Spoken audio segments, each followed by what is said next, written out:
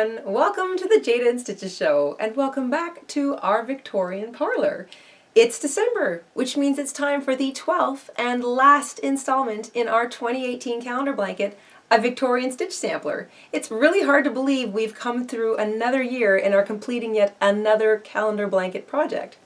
Well, this month we have a sweet stitch pattern for you to learn. We are going to learn cookies. The cookie stitch is a really neat 2-row repeater pattern which has the overall effect of looking like it's actually big rows. So every 2 rows looks like one big row of cookies all sort of rolling across the top of your blanket.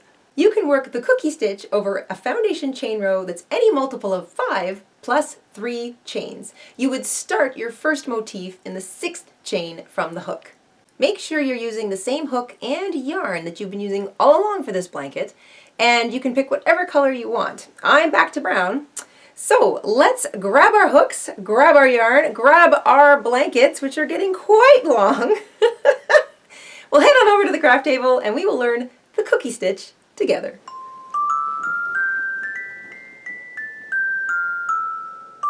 In order to add the last stitch to our 2018 calendar blanket, you want to have a pair of scissors, a yarn needle, the same hook that we've been using all along, which is a 5.5 millimeter, also known as an I or a 9 in the US, a size 5 in the UK. You want the same kind of yarn. It's a size 4 medium acrylic that I've been using, but whatever yarn you've been using all along, you want to use the same thing. You need a little bit of your divider color, I'm still using white, and around 100 grams of the color you're using for your last stitch pattern. You also need your blanket, and once you've got all that together, we can get started. First, we want to add in our divider row. So grab your divider row color. We're going to begin with a slip knot.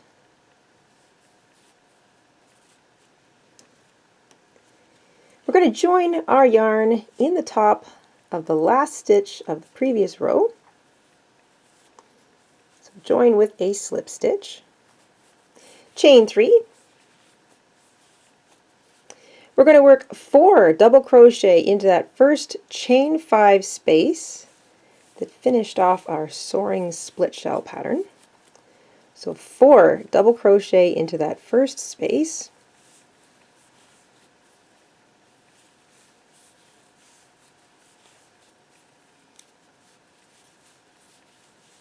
And for each of the rest of these chain 5 spaces, you're going to work 5 double crochet into each of them, right up until you get to the last space. So work 5 double crochet in each of those chain 5 spaces across, right up until you get to the last one, and I'll catch up with you there.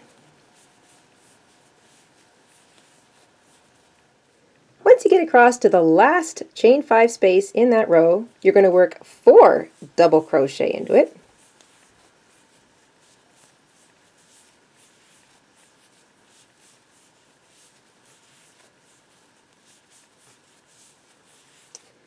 And the last double crochet will be worked into the top of that last stitch. So we begin with a chain 3, it counts as a double crochet. You work 4 double crochet into the space immediately next to that one. Work 5 double crochet into every single chain 5 space across, so it looks something like this. It's very nice. Get to the last one, work 4 double crochet into it, work your last double crochet into the top of that last stitch from the previous row. Count them up. You should have 120 stitches, including your chain 3. That's the last divider row of the 2018 calendar blanket. Finito! Fasten off. You can take a moment to weave in that tail, flip your blanket, and we will start the December stitch. Once you've flipped your blanket, take your pattern color, make a slip knot. We're going to join with a slip stitch to the top of that last stitch of our divider row. Chain 3, this chain 3 will count as a double crochet. We're going to skip the next stitch, find the second, so skip one, find the next one, and work 5 double crochet into it. So 5 double crochet.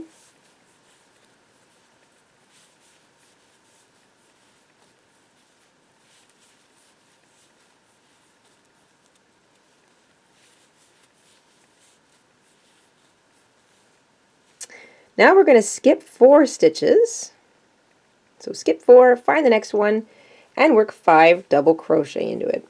That's all you're going to do across for row 1. You're going to work 5 double crochet into the same stitch, skip 4 stitches, work 5 double crochet into the next stitch, skip 4 stitches, 5 double crochet, skip 4 stitches, 5 double crochet.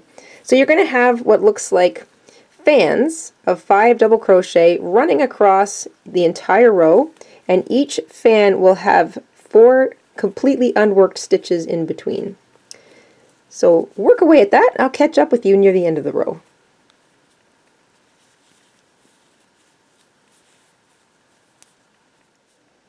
Once you've finished working all the way across, you'll skip your last 4 stitches, find the next one, work your last 5 double crochet, what looks like a fan, into it.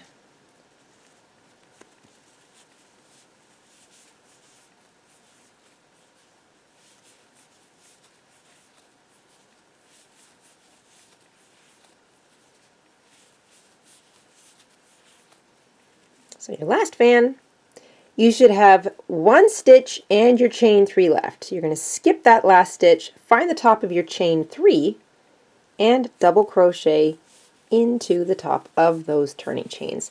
So including the chain 3 that began this row, you will have 122 stitches. So we're squeezing in a couple of extra stitches for our last stitch pattern. And more importantly, you should have 24 of these big 5 double crochet fans running across the top of your blanket. We're going to chain 4 and turn our work. Please visit our shop and purchase a pattern. It helps support our show, and we'll put a link to our shop in the description box down below. In order to complete the little round ornaments that this is eventually going to look like, we have chained 4 and turned. That chain 4 counts as a double crochet chain 1. So what we're going to do now is we're going to take these 5 double crochets that we worked in the row previous and then kind of cinch them all back together. So we're going to work what's called a double crochet 5 stitches together. And this is how we do that. Wrap your yarn over your hook as though you were going to begin a double crochet. Pick up a loop in the first stitch. This will be the first double crochet of that fan. So we're going to work all 5 stitches in each of these fans. Yarn over and pull back through the first set of 2. So you've worked the first half of a double crochet. That'll leave you with 2 loops on your hook. Yarn over, pick up a loop in the next stitch, yarn over and pull back through 2. So you've worked the first half of the second double crochet. Now you have 3 loops on your hook. Yarn over, pick up a loop in the third stitch, yarn over, back through 2. So that's the first half of the third double crochet worked. We have 4 loops on our hook. Yarn over, pick up a loop in the fourth stitch, yarn over, back through 2. So that's the first half of the fourth double crochet worked. We now have 5 loops on our hook. And one more, yarn over, pick up a loop in the last stitch, yarn over, back through 2. That's the first half of the 5th double crochet worked. You have 6 loops on your hook. It's a little crowded here. You're going to yarn over and pull back through everything. And that is a double crochet 5 stitches together. And you've taken those 5 double crochets from that fan in the previous row and worked it all back into a single stitch. So it's all closed off. There's 1 stitch that runs across the top of it, and you have a bit of an ornament look going. You're going to chain 4 now. So we skip 4 stitches in our odd rows, but we have to add those stitches back in the even rows. So you chain 4, find the next fan. So 1, 2, 3, 4, 5 stitches, and you work a 5 double crochet together. So you pick up, work the first half of the first double crochet, the first half of the second double crochet, the first half of the third double crochet, the first half of the fourth double crochet, it does get crowded, and the first half of the 5th double crochet. Once you've worked the first half of those 5 double crochets, you'll have 6 loops left on your hook. yarn over, and carefully pull back through everything. And there we go. They look like little chocolate Oreos, actually. Chain 4. And then you start all over again. Find the next fan and double crochet 5 stitches together all the way across. Chain 4, double crochet 5 together. Chain 4, double crochet 5 together. And that's all you need to do all the way across for the row 2 and every even row in this pattern. And I will catch up with you at the end of row 2.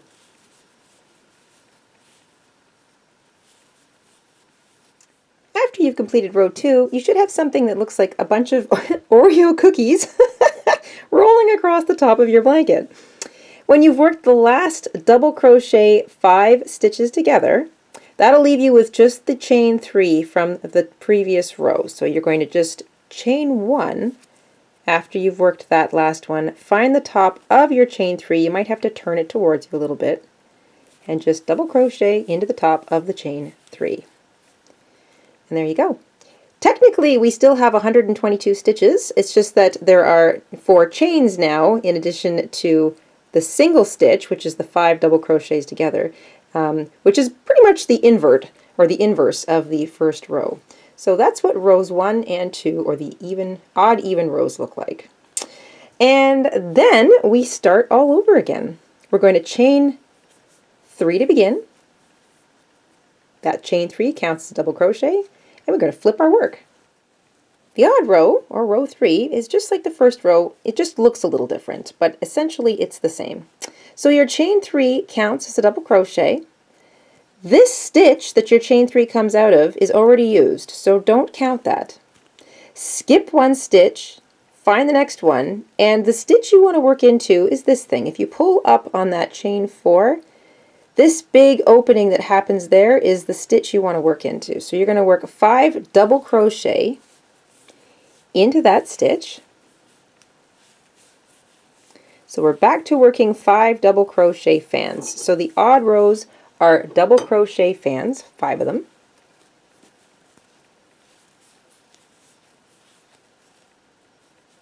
So make sure you have 5 double crochet.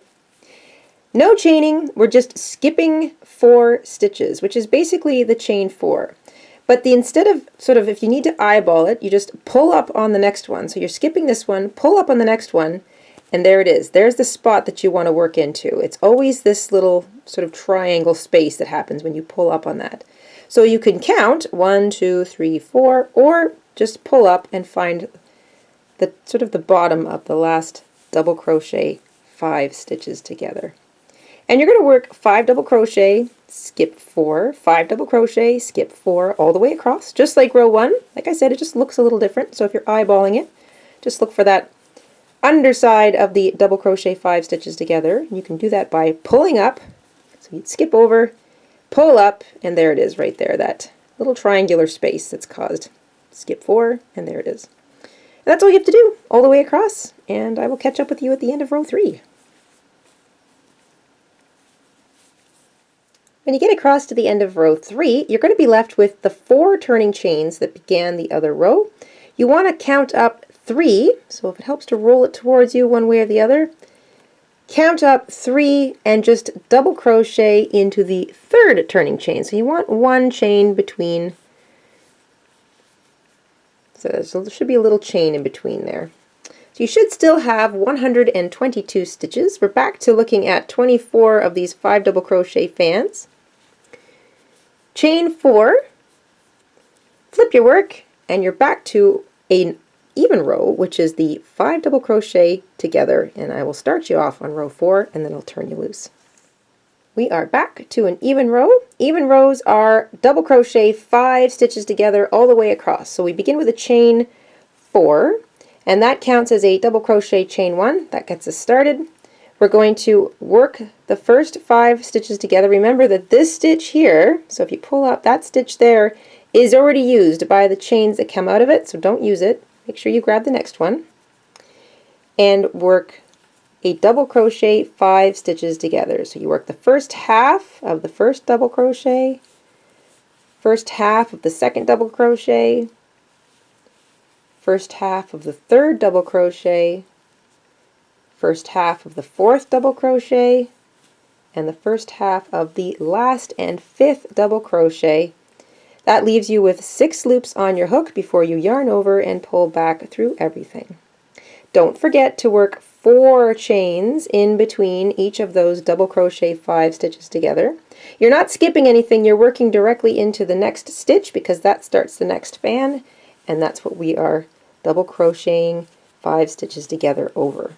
So you're going to work double crochet 5 stitches together all the way across. Remember, at the very end of the row, chain 1 and double crochet into the top of the last stitch. Don't forget to chain 4 in between every single one of your double crochet 5 stitches together. So you have to have that chain 4 in between, and that's what creates that little cookie effect. And then you're going to chain 3, turn and repeat row 1, which is just 5 double crochet fans all the way across. So you would skip 1 stitch, work a 5 double crochet into the next to begin, and then skip 4, 5 double crochet, skip 4, 5 double crochet. You're going to repeat rows 1 and 2, 1 and 2, or odd, even, for 8 rows in total. So this is going to be an 8-row tall piece of pattern stitch. And I'm going to turn you loose, so I will see you at the end of row 8. When you get to the end of the 8th row, you'll have worked your last 5 double crochet together, chain 1, and double crochet into the top of the turning chain, so the top of the chain 3 from the previous row. And that is it. You've got 8 rows of very tasty looking chocolate cookies. You're free to fasten off, so snip your yarn.